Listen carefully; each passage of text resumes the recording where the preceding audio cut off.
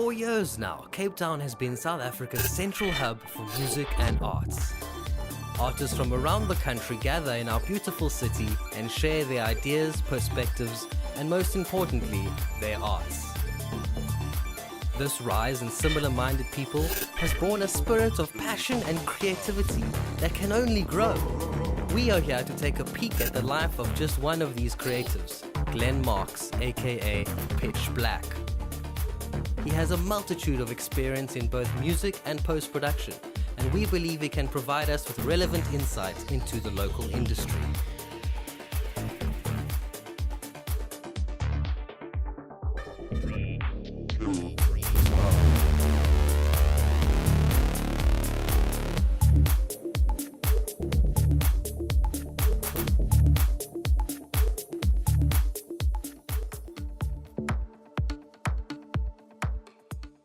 Okay, so I started my sound and music career started in grade 7. I was on the sound and lighting team.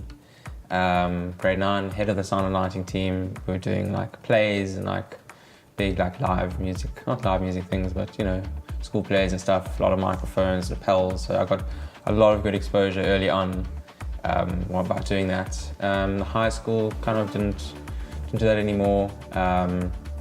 Then came the end of high school, there we had the careers day and the Cape Audio came to the school with obviously a bunch of other people, and I was walking around there and I was looking at the different universities and things, what I wanted to do, and nothing really like tickled my fancy there except like the Cape Audio thing.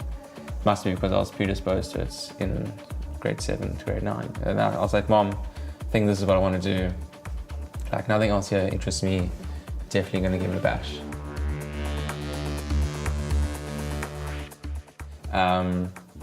And then I graduated, so graduated 2014, but unfortunately at the end of that year I had a very bad car accident, which hurt my right leg very badly. It was smashed to bits.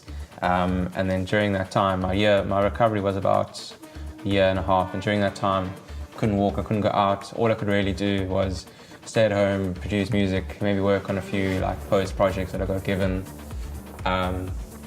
And that's what I did, and then while I was doing that, I saw the techno scene growing at the same time, and I thought it would be a great time to jump in and build on that. So I started an alias called Pitch Black, where I was kind of really focusing on techno, and so I didn't really know much about it until I started doing that. So I had to obviously learn all the different production techniques.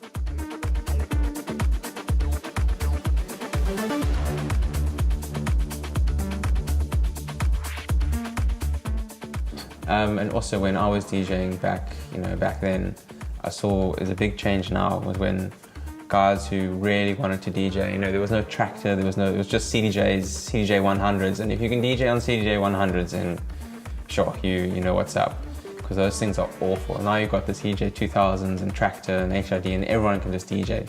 And I think now it's become much more of a I can DJ kind of like scene thing, and a lot of people are just in it for that scene and not really in it for the music. They're in it for the stand up, I'm playing EDM kind of vibe, which is annoying, but hopefully that's just a fad, and the posers will always get pushed out of the scene eventually. And I think there's also a lot of new dodgy promoters around that you're not going to get paid, or because sometimes you'll play and you'll ask for your money after the set, and they'll be like, oh yeah, just come get it tomorrow, and then you message them and they've disappeared off the face of the earth. It's happened to me once or twice.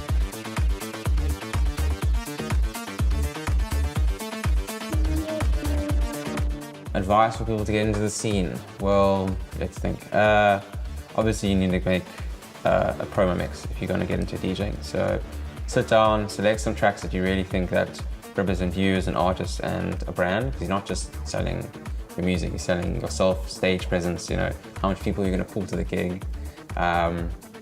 Make a Facebook page. Not really a necessity these days, because the Facebook whole marketing tool has changed completely. I can go on for hours about that, but make a Facebook page, I would recommend it, and a Mixcloud and a SoundCloud. Put your tracks together and start sending it out to promoters and where you would like to play. And obviously you got to remember that the scene is very, very, very, very saturated at the moment. So don't expect replies straight away. You know, you got to keep pushing, hounding them, and then eventually you'll probably get a reply, and you'll get like an opening slot or a graveyard slot. And if you offer that, you take it, because you've been given this opportunity. You don't want to make them upset or angry. They've trusted you and they've put you on that lineup. So take that opening slot at 8 to 9 in the night, or take that 3 to 4 slot and play it, because eventually, after playing it a few times, they're going to trust you and they'll build up confidence in you, and then eventually you can get built up to be playing the headliner slot.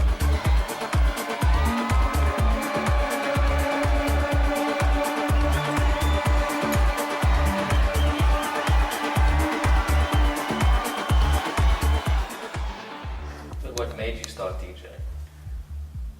Actually, I don't even know. I just like, You just were like, hey, I was like, fuck, let's get this about. Like, I love music, I guess, and I was like, had a very good music collection. Oh, you're allowed to swear in this thing? I'm sure a casual swear word's fine. yeah.